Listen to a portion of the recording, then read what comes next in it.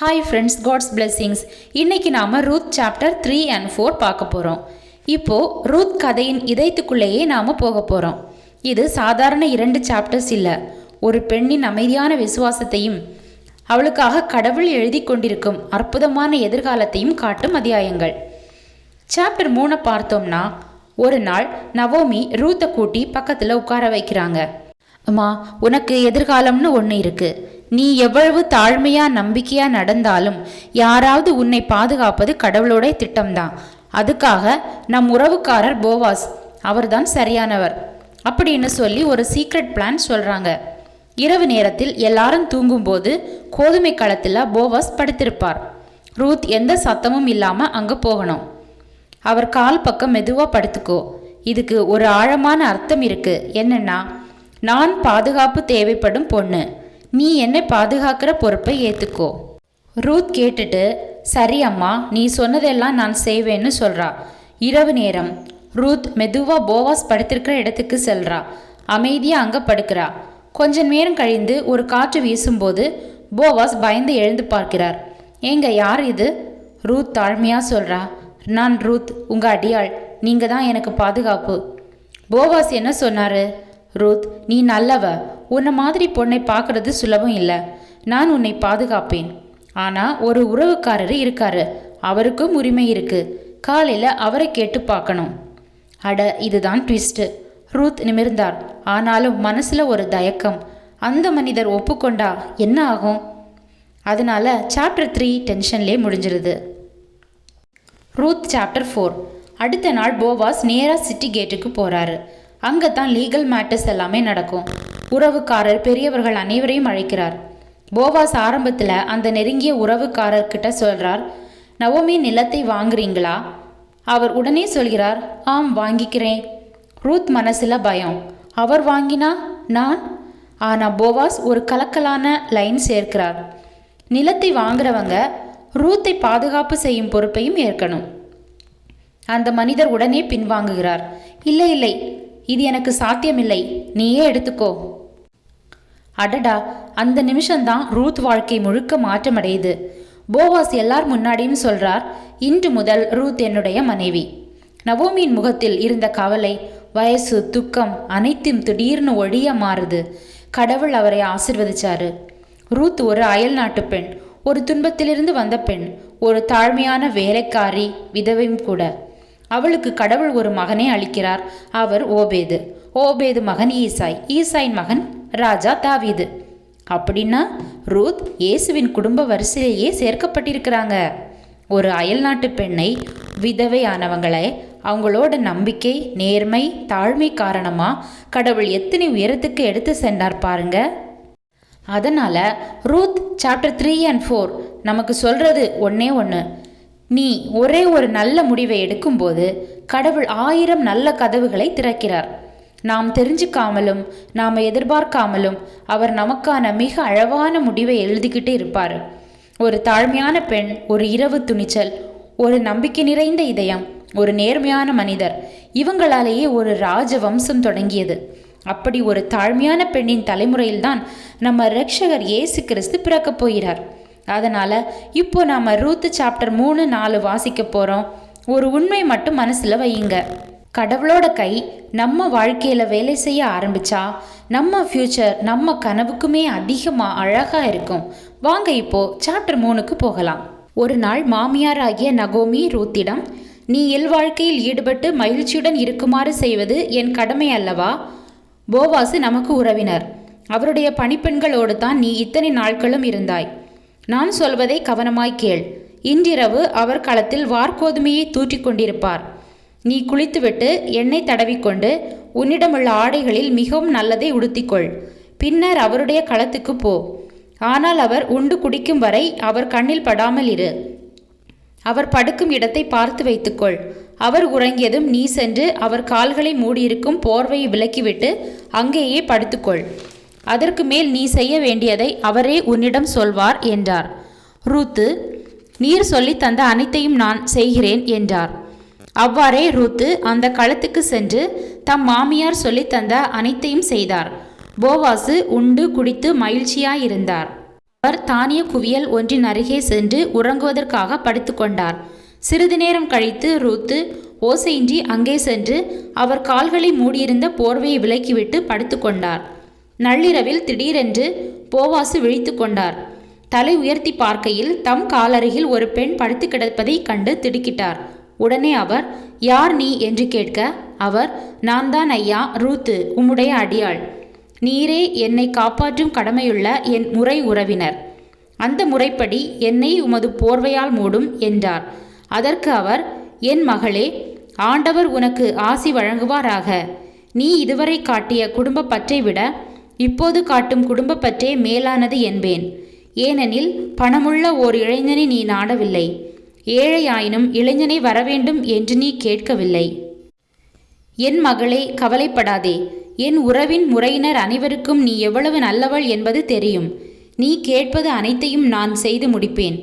நான் உன்னை காப்பாற்றும் கடமையுள்ள உன்னுடைய முறை உறவினன் என்பது உண்மைதான். எனினும் என்னை விட இன்னும் நெருங்கிய முறை உறவினர் ஒருவர் உனக்கு இருக்கிறார். இந்த இரவு கழியும் வரை நீ இங்கேயே இரு. காலையில் அவர் உன்னுடைய முறை உறவினராக தம் கடமையை ஏற்றுக்கொள்ள முன் வருவாரானால் நல்லது.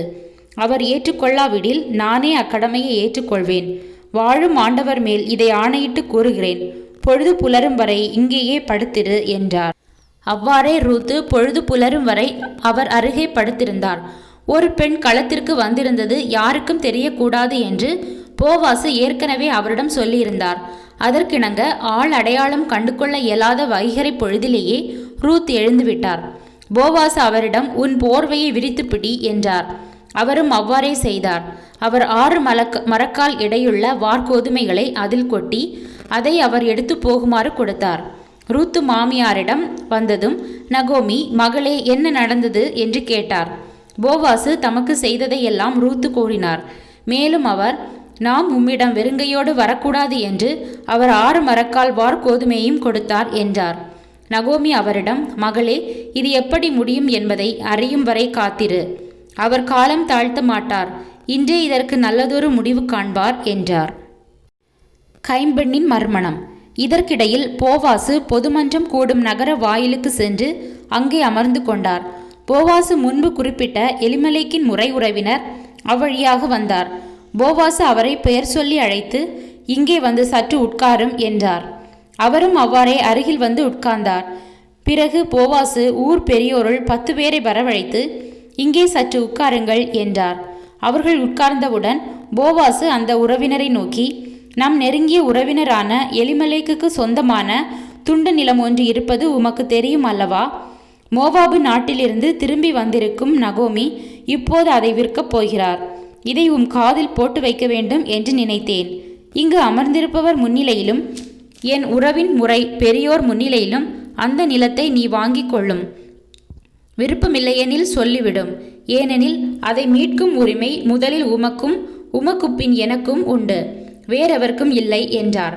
அதற்கு அவர், சரி, வேண்டுமானால் வாங்கிக் கொள்கிறேன் என்றார்.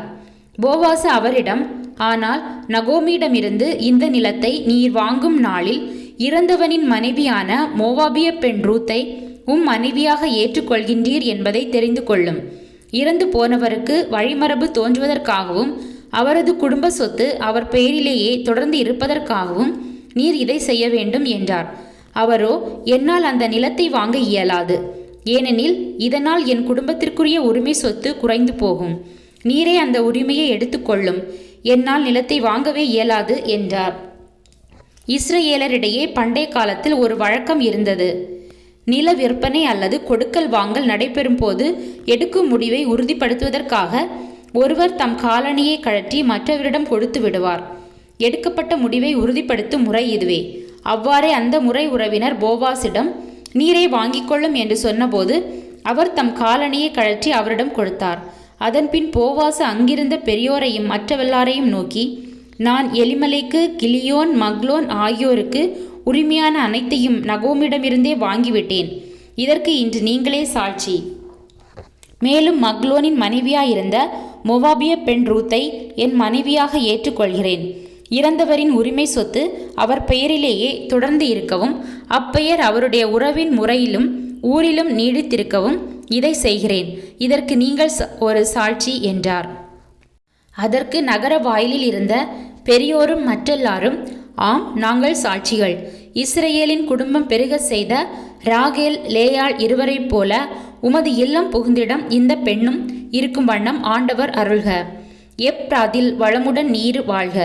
பெத்லெகேமில் புகழுடன் நீர் திகழ்க. ஆண்டவர் இந்த பெண் வழியாக அருளும் பிள்ளைகளால் உமது குடும்பம் யூதா தாமார் மகனாம் பெரேட்சு குடும்பம் போன்று விளங்குவதாக என்று வாழ்த்தினர். இவ்வாறு போவோசு தாம்சை சொன்னபடியே ரூத்தை தம் வீட்டுக்கு அழைத்து சென்று அவரை மணந்து கொண்டார். அவர்கள் கூடி வாழ்ந்தபோது அவர் கருத்தரிக்க ஆண்டவர் அருள் கூர்ந்தார். ரூத்து ஓர் ஆண் மகவை பெற்றெடுத்தார். ஊர் பெண்கள் நகோமியை பார்த்து, ஆண்டவர் திருப்பெயர் போற்றி போற்றி, உன்னை காக்கும் பொறுப்பினை உடையான் ஒருவனை அவர் தாம் அருளியுள்ளாரே. இஸ்ரேலில் அவனது பெயரும் புகழுடன் ஓங்கி திகழ்வதாக. புது வாழ்வுனக்கு அரவன் தருவான். முதுமையில் உனக்கு அன்னமும் அளிப்பான். உன்பால் கொண்ட அன்பால் உனக்கு மைந்தர் 7 மேலாய் விளங்கும் மருமகள் அவனை ஈன்றவள் அன்றோ என்று வாழ்த்தினார்கள். நகோமி குழந்தையை கையில் எடுத்து மார்போடு அணைத்து கொண்டார். அவரே அதை பேணி வளர்க்கும் தாயானார். சுற்றுப்புற பெண்கள் நகோமிக்கு ஒரு மகன் பிறந்துள்ளான் என்று சொல்லி அவனுக்கு ஓபேது என்று பெயரிட்டார்கள். அவனே தாவீதின் தந்தையான ஈசாவின் தந்தை. பெரேட்ஸின் வழி தோன்றல்களின் அட்டவணை இதுவே. பெரேட்ஸுக்கு எட்சரோன் பிறந்தார். எட்சரோனுக்கு இராம் பிறந்தான். இராமுக்கு அமினதாபு பிறந்தார். அமினதாபுக்கு நகுசோன் பிறந்தார். நகுசோனுக்கு சல்மோன் பிறந்தார். சல்மோனுக்கு போவாசு பிறந்தார். போவாசுக்கு ஒபேது பிறந்தார். ஒபேதுக்கு ஈசாய் பிறந்தார். ஈசாய்க்கு தாவீது பிறந்தார். ஃப்ரெண்ட்ஸ், ரூத் புத்தகத்தின் இந்த அழகான பயணத்தை இன்று நாம சேர்ந்து முடித்தோம். இந்த வார்த்தைகள் உங்கள் மனசுக்கு ஒரு சிறிய ஆறுதலாகவும் ஒரு புதிய நம்பிக்கையாகவும் இருந்திருக்கும் என்று நம்புகிறேன். அடுத்த வீடியோவில் இன்னும் ஆழமான, இன்னும் ஆன்மீகமாக நம்மை தொடும் பைபிள் வாசிப்பு மற்றும் பிரதிபலிப்புகளோடு உங்களை மீண்டும் சந்திக்கிறேன். அதுவரை எல்லாருக்கும் என் அன்பான வாழ்த்துக்கள். இறை அமைதி உங்களை சூழட்டும். Bye friends. வீடியோ பிடிச்சிருந்தா லைக் பண்ணுங்க, கமெண்ட் பண்ணுங்க, ஷேர் பண்ணுங்க. இன்னும் சப்ஸ்கிரைப் பண்ணலைன்னா சப்ஸ்கிரைப் பண்ணி பெல் ஐக்கன் அழுத்துங்க. அடுத்த ஆசீர்வாதமான வீடியோவுக்கு ரெடி ஆகிட்டு இருங்க. பாய்.